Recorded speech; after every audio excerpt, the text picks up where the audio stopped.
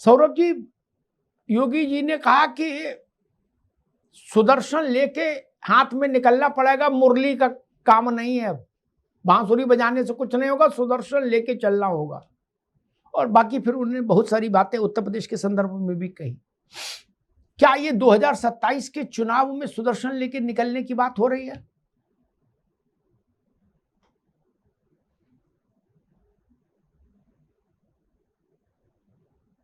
भाई अनम्यूट करो उसको। जिस प्रकार से योगी आदित्यनाथ जी का बयान आया है, निश्चित तौर पर जब हम अपने पुराणों को पढ़ते हैं, चाहे वो महाभारत हो चाहे रामायण काल हो, महाभारत में हम जानते हैं कि गांडीव क्यों उठाना पड़ा था जो है अर्जुन को। जिस प्रकार से ऐसा तो नहीं है कि किसी दूसरों के खिलाफ, अपनों के ही खिलाफ उठाना पड़ा था। कारण उसका क्या था? जब अधर्म हो रहा था तो धर्म के मार्ग को जो है अपनाने के लिए और धर्म की जीत के लिए उठाना पड़ा। रामायण में हम देखते हैं भगवान राम ने जो है वो जो जिस प्रकार से जब रावण से युद्ध किया तो राम और रावण का युद्ध तो था नहीं, वो धर्म और अधर्म का युद्ध था। तो उसी प्रकार से देखिए योगी आदित्यनाथ जी का जो बयान है उसी संदर्भ में है कि जब लगातार, अगर उत्तर प्रदेश में जब वो मुख्यमंत्री की शपथ उन्होंने ली थी, उन्होंने एक वक्तव्य दिया था, कहा था या तो अपराधी जो है वो उत्तर प्रदेश छोड़ के चले जाएं या फिर जो है अपने जो है वो आचरण को बदल लें। लेकिन वहां पर हमने कई बार देखा कि बहुत सारे अपराधी छवि के लोगों ने सरेंडर भी किया और बहुत सारे अपराधी छवि के लोग जिनको लगता था कि पिछली सरकारों की जो राजनीतिक संरक्षण उनको प्राप्त है तो उसके नाते वो जो है अपराध करते रहेंगे, उस पर लगातार उत्तर प्रदेश की सरकार ने, योगी आदित्यनाथ की सरकार ने कार्रवाई की। और मुझे लगता है कि देखिए जब हम समाज के अंदर ऐसी घटनाएं देखते हैं कि एक जो जिस प्रकार से गाजियाबाद की घटना निकल करके आई कि भाईचारा शब्द यूज इस्तेमाल करने पर भाई बोलने और हमें चारा बनाने के लिए उन्होंने पीठ में छुरा भोंक दिया एक बालक ने बुला करके।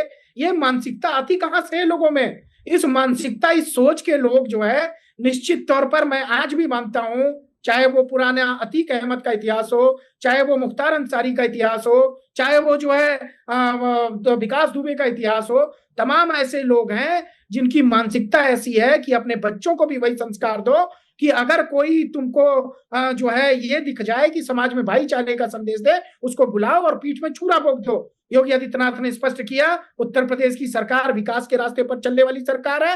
विकास के रोड़े में जो भी अपराधी बन करके आएगा, अपराध करने के लिए आएगा, उसको भगवान श्री कृष्ण का सुदर्शन चक्र जो है उसका सामना अवश्य करना पड़ेगा। इसलिए करना पड़ेगा ठीक है सौरभ जी, जो है हमेशा धर्म की राह पर चला है, सुदर्शन चक्र जो है हमेशा अभी रुकना होगा, आऊंगा दोबारा। हाजी नाजिम खान साहब, एक चीज ने मुझे बहुत डिस्टर्ब किया।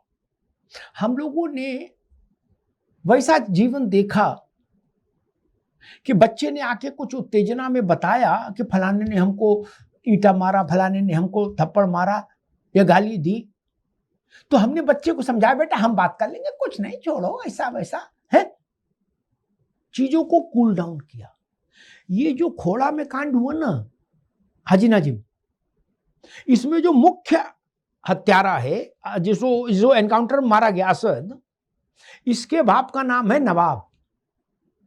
8 महीना पहले इसने नवाब को बताया कि भाई ये लड़का है, इससे हमारी ठन गई और हमको इसका कुछ इलाज करना है।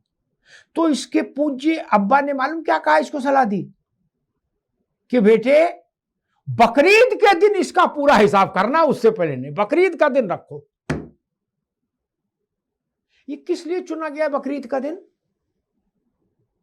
इसके पीछे कोई तो सोच होगी जब उसने मुहूर्त निकाला नवाब ने। और क्या कहा कि बकरीद को इसका पूरा काम खत्म कर देना सूर्या का। हाजी नाजिम साहब, और लोग कह रहे बकरीद को बीच में ना घसीटो भाई, अपराध की घटना है, बकरीद को क्यों ला रहे हो? मैं बकरीद को इसलिए ला रहा हूं, बकरीद को कैसे भागने दूं? बकरीद की तारीख चुनी गई और जब मारा गया तो उससे कहा गया कि तूने बकरा हलाल होते देखा? बोला नहीं। तो बोले अब देख ले। और कहा जा रहा है इसको अपराध की घटना मानो, इसको इस्लाम से ना जोड़ो। ये बकरीद और कुर्बानी से जोड़ी गई हत्या की नहीं जोड़ी गई हाजी नाजिम खान साहब। और अगर जोड़ी गई तो वो मुस्लिम मौलवी और मौलाना कहां है, धर्मगुरु कहां है, जिनकी सफेद दाढ़ी है, वो लोग कहां है? मुस्लिम पर्सनल लॉ बोर्ड कहां है? उसको मजम्मत नहीं करनी चाहिए थी। नाजिम खान साहब। हाँ अमिताभ जी, मेरी आवाज आप तक आ जी रही है? बिल्कुल आ रही है। हाँ अमिताभ जी, देखिए जो घोड़ा कॉलोनी के अंदर जो घटना घटी वो बड़ी दुखदायी घटना थी। उसके कड़े शब्दों में मजम्मत करती है मुस्लिम समाज और पीस पार्टी की, ऐसी घटना नहीं होनी चाहिए। लेकिन जिस तरीके का माहौल यहाँ पर हुआ, उस माहौल पे भी हम लोगों को रोशनी डालने की सख्त मैंने जरूरत है। जो सवाल देखिए पूछा उस पे तो आप बोले ही नहीं, आप तुरंत आ गए। हमने आपका खंडन नहीं देखा, कड़ा खंडन नहीं देखा, ठंडा खंडन नहीं देखा। फिर आप कह रहे मान ले, हमने सवाल क्या पूछा कि बकरीद का मुहूर्त क्यों निकाला और मारने से पहले ये क्यों कहा कि हम देख तुझे बताते हैं बकरा कैसे हलाल होता है। ये दो बातें इस्लाम से जुड़ती हैं कि नहीं जुड़ती हैं, ये पहले इसका जवाब दो, बाकी कहानी बात भैया।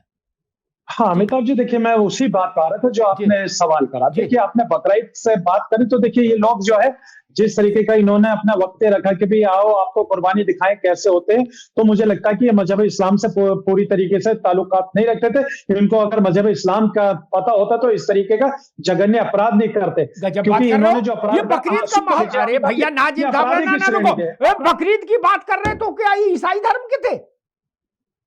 आप भी गजब कर रहे हो महाराज। ये ईसाई धर्म के थे कि पारसी थे? उन्होंने, उनके अब्बा ने कहा जिसका नाम नवाब है, उसने कहा कि मेरे जिगर के टुकड़े, ये कत्ल के लिए बकरीद की मुकद्दस तारीख तय कर। ये मजहब इस्लाम में तो क्या है भैया? हाँ, इसका ताल्लुक पारसी धर्म से है, बौद्धों से है, किससे है नाजिम खान साहब? हाँ अमिताभ जी, देखिए असद जो है मजहब इस्लाम से ही ताल्लुकात रखता है, लेकिन नाम उसका मुस्लिम है, लेकिन उसके जो कारनामे है वो मुस्लिम समाज के नहीं है। उसने मुस्लिम कम्युनिटी को एक तरफ से पूरी तरीके से निशाने पर रखवाया है। अपराधी अपराधी होता है, अपराधी का ना कोई धर्म होता है ना कोई मजहब होता है। लेकिन जिस तरीके से असद और उसके बाप ने ये एक साजिश रची, ये जघन्य अपराध है। इसके जितनी भी कानून के दायरे में रहकर सजा मिलनी चाहिए उतनी मिल नहीं थी। और असद को तो देखिए सजा मिल गई, लेकिन उसके बाप ने इस बात का बढ़ावा दिया, इसके बाप को भी उसी कैटेगरी में लाके कानून के दायरे में सजा मिलनी चाहिए। लेकिन देखिए और भी घटनाएं घटी है इसके साथ। देखिए गाजियाबाद के अंदर एक चिराग त्यागी के साथ भी घटना घटी, उसकी भी हत्या हुई। देखिए गाजियाबाद की घटना। और देखिए ईद का, जब आपने बकरीद का नाम लिया तो जहांगीरपुरी के अंदर भी एक अरबाज नाम का व्यक्ति या बच्चा था, उसकी भी हत्या हुई ईद वाले दिन ही। ये घटनाएं ऐसी है जो बिल्कुल जघन्य अपराध है, जिन्होंने पूरे सरसार कर दिया देश को भी। और रही बात है उत्तर प्रदेश के मुख्यमंत्री माननीय योगी जी, उनको तो मैं दिल से रेस्पेक्ट करता हूँ। अभी रुकना होगा, बात करें अमिताभ जी, अभी रुकना होगा, आगे दोबारा। ईद पर, होली पर, दिवाली पर, दशहरा पर, सब पर हत्या हो सकती है। मैं उसमें तो जा ही नहीं रहा, आप मेरी बात नहीं समझे पूरी। ठीक है, रख लो, अब इसको रुक जाओ, अशोक यादव जी के पास जाएंगे। सब पर हत्या हो सकती है, मैं ऐतराज कहां कर रहा।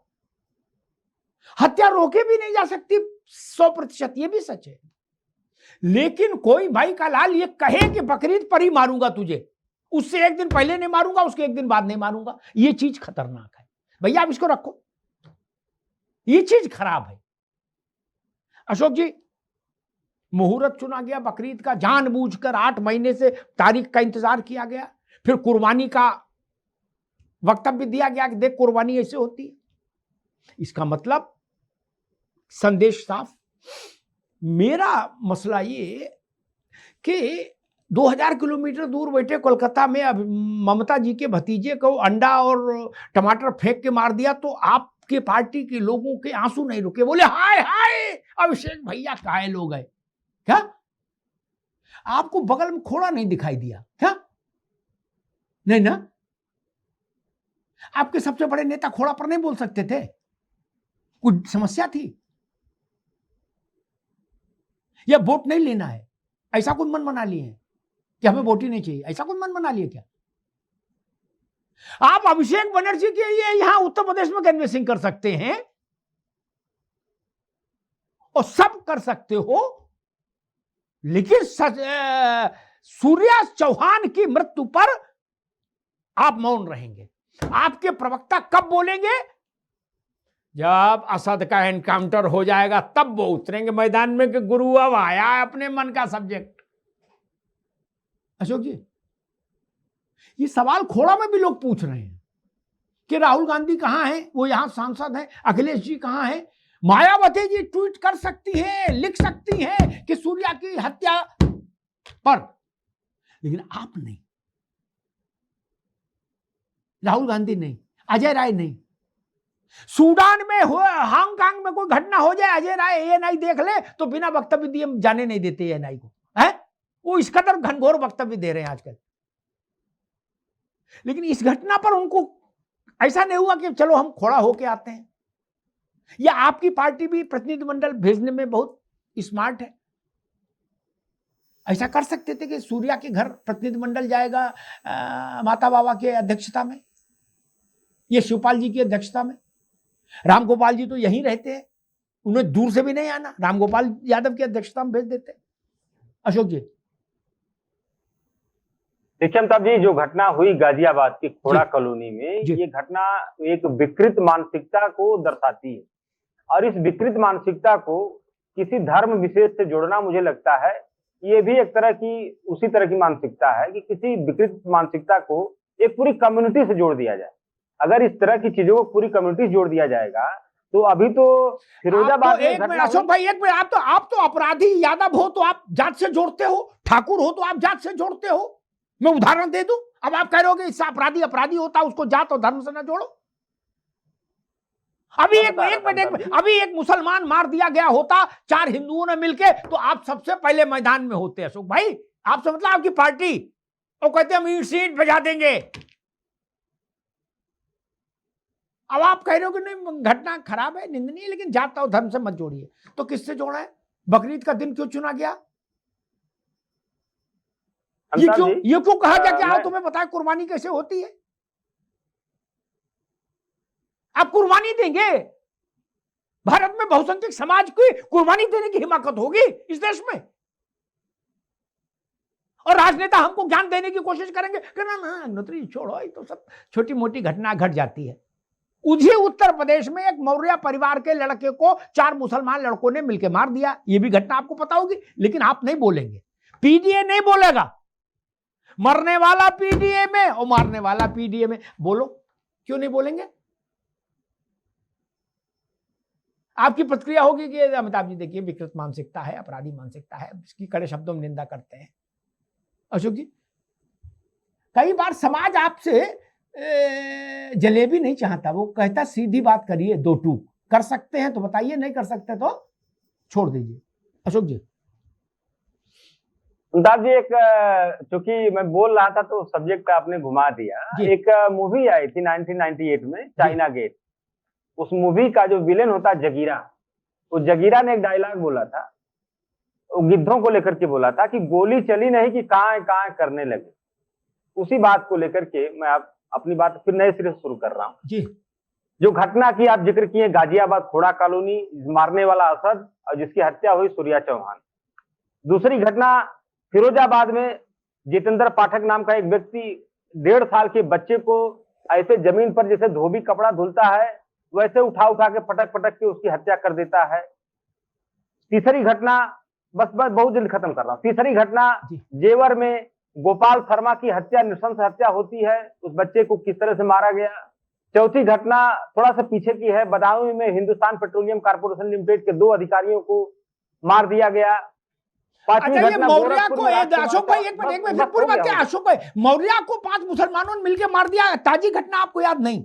आपको 1996 तक की घटना याद है, लेकिन ये याद नहीं। बस यही काम खराब है। ये 96 घटना नहीं है, 96 घटना नहीं है।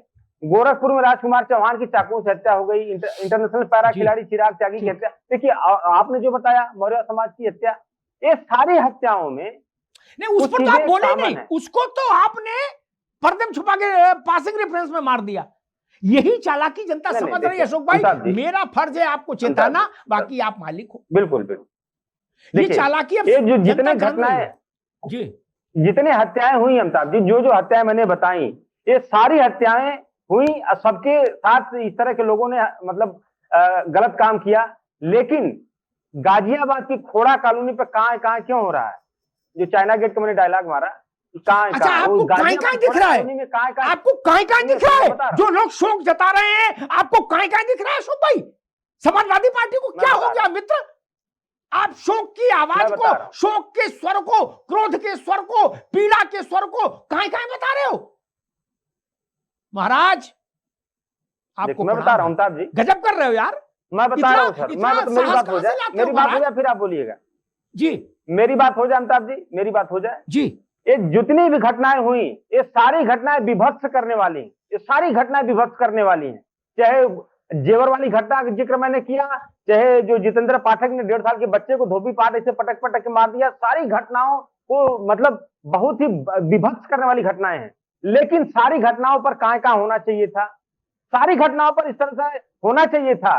लेकिन सिर्फ एक घटना को लेकर के यहाँ पे स्पेसिफिक सरकार हो रही, मीडिया हो रही। क्यों? क्योंकि मारने वाला मुसलमान, मरने वाला हिंदू। बाकी घटनाओं में मारने वाला भी हिंदू और जिसकी हत्या हुई वो भी हिंदू, इसलिए उस घटना खबर नहीं बनी, उस घटना पे कोई कहां नहीं हो रहा। इसलिए क्योंकि वो जो बाकी लोग मारे गए उनके प्रति क्या मीडिया में या सरकार के मन में संवेदना नहीं है?